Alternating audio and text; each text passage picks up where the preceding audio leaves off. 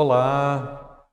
Estamos aqui de volta com mais uma de nossas lições e hoje no estudo de número 46, a família e a violência. E vamos começar lendo o texto de Salmo número 103. Vamos ler todo o Salmo. Bendiga minha alma ao Senhor e tudo que há em mim bendiga o seu santo nome. Bendiga minha alma ao Senhor e não se esqueça de nenhum só de seus benefícios. Ele é quem perdoa todas as suas iniquidades, quem cura todas as suas enfermidades, quem da cova redime a sua vida e coroa você de graça e misericórdia. É Ele quem enche de bens a sua vida, de modo que a sua mocidade se renova como a da águia. O Senhor faz justiça e julga todos os oprimidos. Manifestou os seus caminhos a Moisés e os seus feitos aos filhos de Israel. O Senhor é compassivo e bondoso, tardio em irar-se e rico em bondade.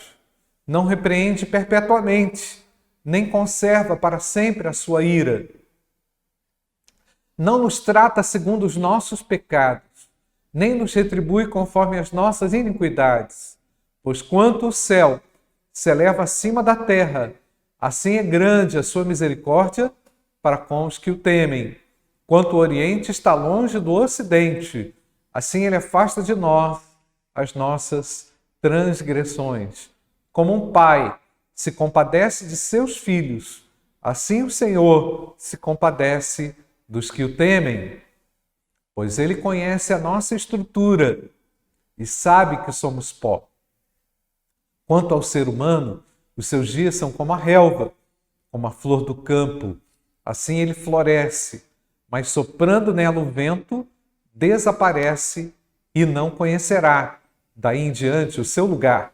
Mas a misericórdia do Senhor é de eternidade a eternidade sobre os que o temem, e a sua justiça sobre os filhos dos filhos. Para com os que guardam a sua aliança, e para com os que se lembram dos seus preceitos e os cumprem. Nos céus, o Senhor estabeleceu o seu trono e o seu reino domina sobre tudo. Bendigam o Senhor, os seus anjos, valorosos em poder, que executam as suas ordens e lhe obedecem à palavra. Bendigam o Senhor, todos os seus exércitos, ministros seus, que fazem a sua vontade. Bendigam o Senhor, todas as suas obras, em todos os lugares do seu domínio. Bendiga minha alma ao Senhor. Amém. Muito bem, gente. Vive-se uma constante pressão na sociedade pelas notícias diariamente vinculadas na mídia sobre os mais variados temas e atos de violência. Não é? Violência contra as crianças, violência verbal, violência no trânsito, violência ideológica, violência contra a família, violência contra a mulher, violência política, enfim, a violência, esse tema, ele abrange as mais variadas formas e tipos, né? Os filmes exaltam a violência e exaltam a violência como uma forma de combater o mal. Há videogames que ensinam a eliminar os adversários com muita violência, né? Então, desde a entrada do pecado no mundo, que a violência é demonstrada para com o seu semelhante, e como vimos lá em Caim, no texto de Gênesis, capítulo 4, versículo 3 até o verso 15, nós leremos esse texto. Aconteceu que ao fim de certo tempo, Caim trouxe do fruto da terra uma oferta ao Senhor. Abel, por sua vez, trouxe das primícias do seu rebanho e da gordura deste. O Senhor se agradou de Abel e de sua oferta, mas de Caim e de sua oferta não se agradou. Caim ficou muito irritado e fechou a cara. Então o Senhor lhe disse: por que você anda irritado? E por que essa cara fechada? Se fizer o que é certo, não é verdade que você será aceito? Mas se não fizer o que é certo, eis que o pecado está à porta, à sua espera. O desejo dele será contra você, mas é necessário que você o domine. Caim disse a Abel, seu irmão: vamos ao campo. Estando eles no campo, Caim se levantou contra Abel, o seu irmão, e o matou. O Senhor disse a Caim: onde está Abel, o seu irmão? E o Senhor lhe disse: o que foi que você fez? A voz do sangue do seu irmão clama da terra a mim. E agora você é maldito sobre a terra, cuja boca se abriu para receber da sua mão o sangue do seu irmão. Quando você cultivar o solo, ele não lhe dará a sua força. Você será fugitivo e errante pela terra. Então Caim disse ao Senhor: meu castigo é tão grande que não poderei suportá-lo. Eis que hoje me expulsas da face da terra, e da tua presença terei de me esconder. Serei fugitivo e errante pela terra. Quem se encontrar comigo me matará. O Senhor, porém, lhe disse: não. E se alguém matar Caim, será vingado 7 vezes. E o Senhor pôs um sinal em Caim, para que se alguém visse a encontrá-lo, não o matasse. Percebemos, gente, como esse tema, violência, ele já é recorrente, ele é presente na história do homem, né? Mas a Bíblia condena a violência, pois ela é contra Deus. E ela é contra também os valores e os mandamentos de Deus. A violência é uma consequência da natureza humana caída e pecaminosa, não é? A violência é injusta, como demonstrada por Caim, ao ter matado o seu irmão Abel, por motivo fútil, né? Motivo de inveja, motivo tão bobo, né? E ao mesmo tempo é um marco muito negativo na história humana, porque depois desse primeiro homicídio, a maldade evoluiu de uma forma gigantesca na terra, gerando mais e mais violência. O texto de Gênesis, capítulo 6, versículo 11, nos diz uma das razões, né, do dilúvio. Diz o texto: a terra estava corrompida à vista de Deus e cheia de violência. E agora eu faço aqui uma aplicação. As mídias noticiam a violência diariamente que é exposta nas cidades, né? Não há um só lugar que esteja livre dela. Não tem, né? As pessoas estão cada vez mais envolvidas com ela. O que você tem feito para aplacar o seu instinto violento? Fica essa reflexão. E agora vamos avançar no próximo ponto: Jesus Cristo e a violência. Mesmo sendo agredido, coloquei aqui na lição, odiado, afligido, Jesus Cristo não usou de violência como retorno a seus agressores, né? O ensino do Novo Testamento é que só Deus tem o poder de julgar. Romanos, capítulo 2, versículos de 1 a 3. Por isso você é indesculpável quando julga os outros, não importando quem você é, pois naquilo que julga o outro, você está condenando a si mesmo, porque pratica as mesmas coisas que condena. Bem sabemos que o juízo de Deus é segundo a verdade contra os que praticam tais coisas. E você que condena os que praticam tais coisas, mas faz o mesmo que eles fazem, pensa que conseguirá se livrar do juízo de Deus? Vemos aí que do juízo de Deus ninguém vai escapar. Jesus, mesmo sendo Filho de Deus, tendo a sua vida em jogo, não permitiu que seus discípulos pegassem em armas. Está lá em Mateus, capítulo 26, versículo 52. Então Jesus lhe disse: coloque a espada de volta no seu lugar, pois todos os que lançam mão da espada, a espada perecerão. Olha aqui, gente, uma fala contundente, poderosa de Jesus contra os atos violentos, né? Isso ficou bem claro também na situação que enfrentou com Pilatos, lá em João, capítulo 18, versículo 31 a 40. Nos diz o texto: então Pilatos disse: levem-no daqui e julguem-no, segundo a lei de vocês. Ao que os judeus responderam: não nos é lícito matar alguém.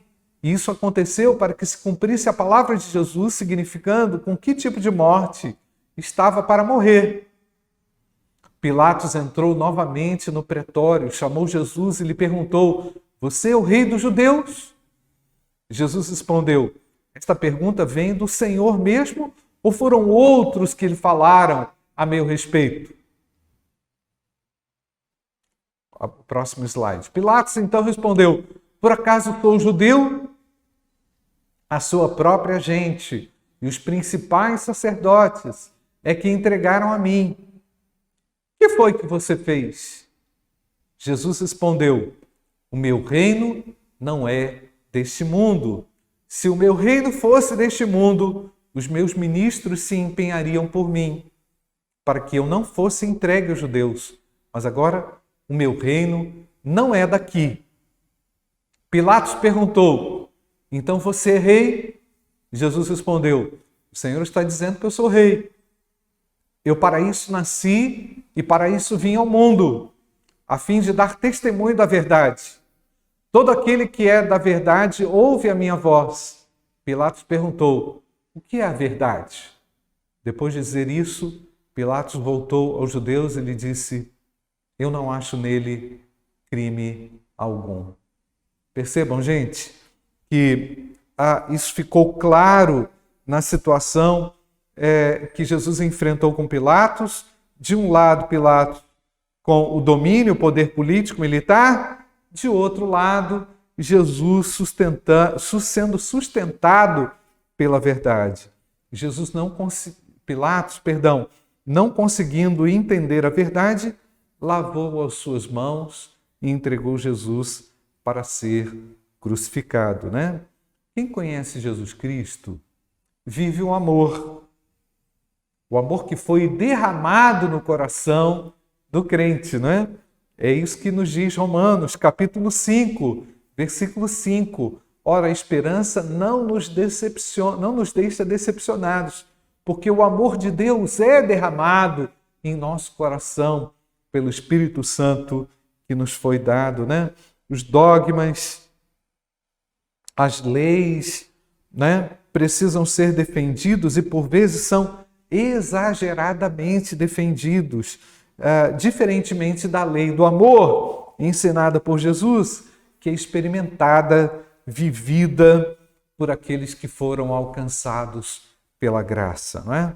Então, sendo assim, esse amor, o amor de Deus, ele não precisa de argumentos, né?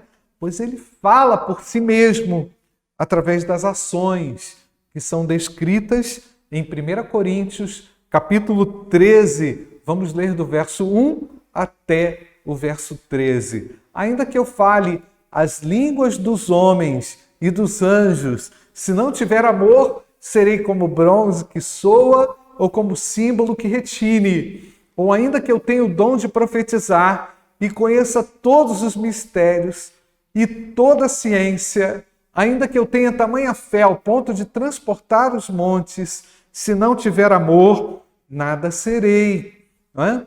E ainda que eu distribua todos os meus bens entre os pobres, e ainda que entregue o meu próprio corpo para ser queimado, se não tiver amor, isso de nada me adiantará.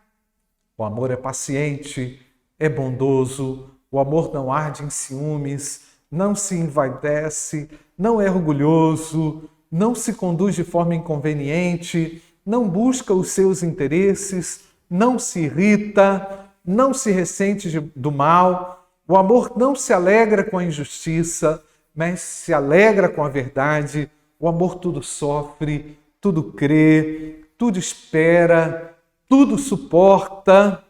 O amor jamais acaba. Havendo profecias, desaparecerão.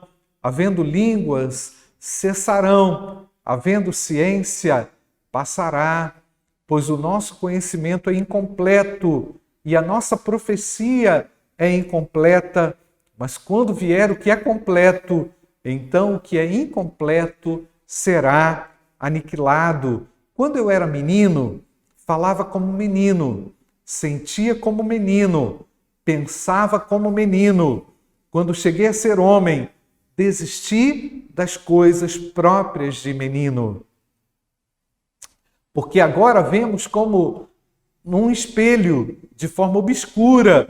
Depois veremos face a face. Agora o meu conhecimento é incompleto. Depois conhecerei como também sou conhecido. Agora, pois, permanecem a fé, a esperança e o amor. Esses três, porém, o maior deles é o amor. Maravilhoso, né, gente? Coisa linda, né? O pastor Israel Belo de Azevedo faz uma importante observação que eu coloquei aqui na lição. Diz o texto: odiar é escolher a facilidade simplista e redutora do desdém como fonte de satisfação. E depois eu vou deixar você ler o restante, mas percebe que conceito importante? Não é? Então, o ódio, o ódio e a violência não contribuem em nada. A violência e o ódio são incompatíveis também com o ensino de Jesus. Aplicação para a vida. Jesus Cristo, como nosso exemplo, tratou a violência com amor e com resignação. Ele cumpriu o seu propósito sem incorrer em atitudes violentas, suportando todo tipo de humilhação e não permitiu a injustiça. Como você tem agido diante de atitudes de violência, não é? Contra você? Atitude de violência contra você. Qual tem sido a sua atitude? Vamos então prosseguir no próximo ponto. Ponto 2, violência doméstica. A disciplina é a orientação de Deus na Bíblia. É fundamental que a igreja e as famílias tenham consciência do valor dela e da aplicabilidade justa e adequada dela, não é?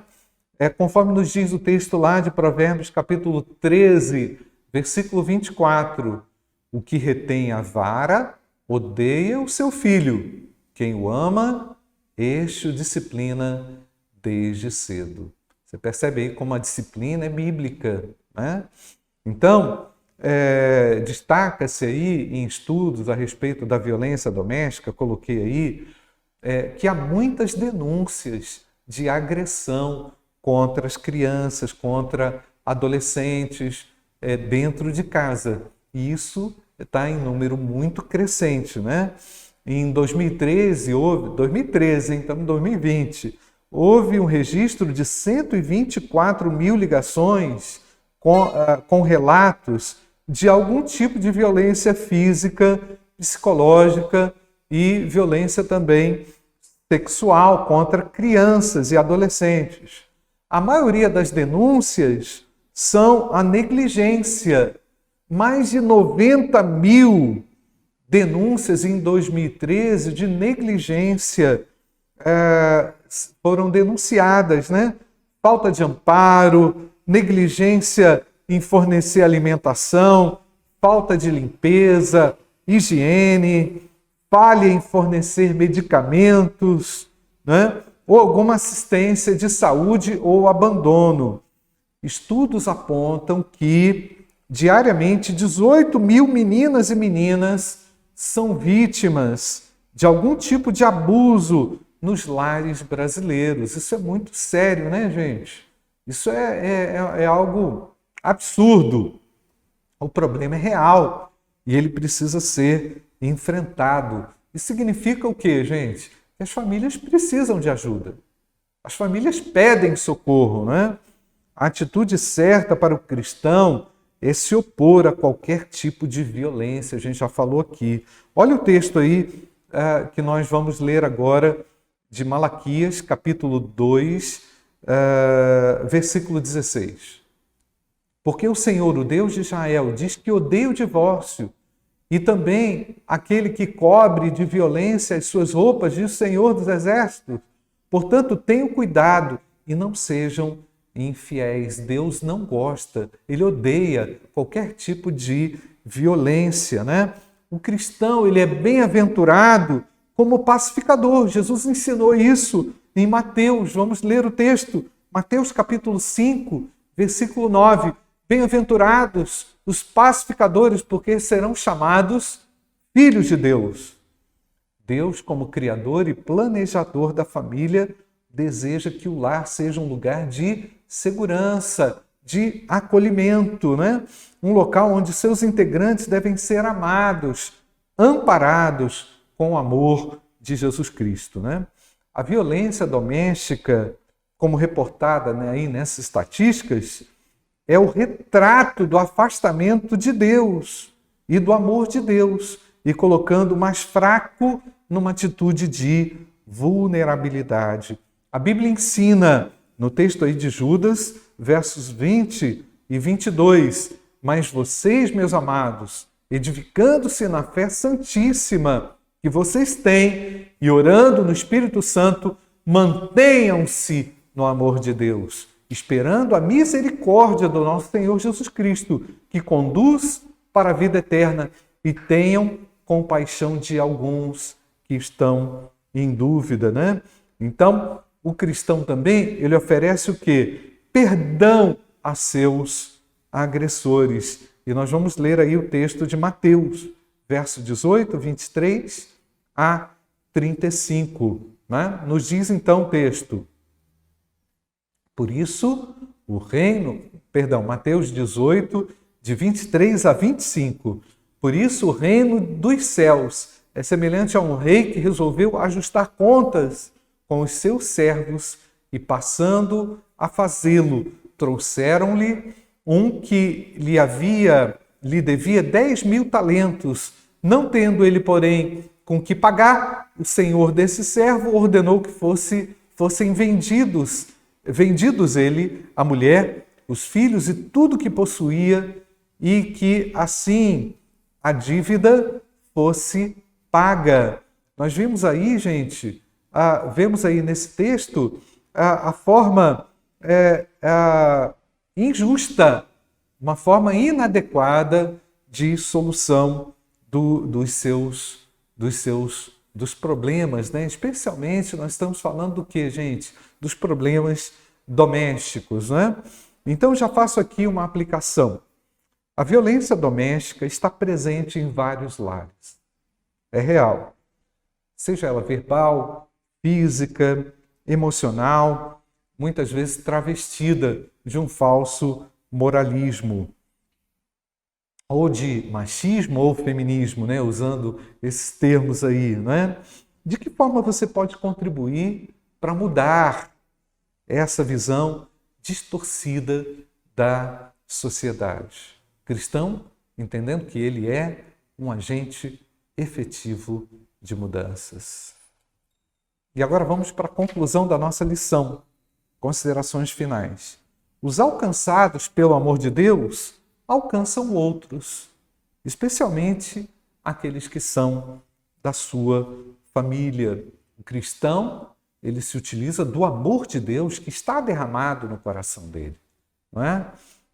Jesus Cristo sempre usou também a verdade como uma resposta, não é? Não com a violência. A verdade, ela é libertadora, não é? Então, até que ponto os cristãos estão conseguindo ouvir a voz de Jesus e aplicá-la e agir conforme Jesus Cristo? Que haja paz nos lares, não é? Que haja paz no seu lar, que foi chamado também para testemunhar da graça e do amor de Deus, né? Que a violência seja banida dos nossos lares, que haja lugar para o amor.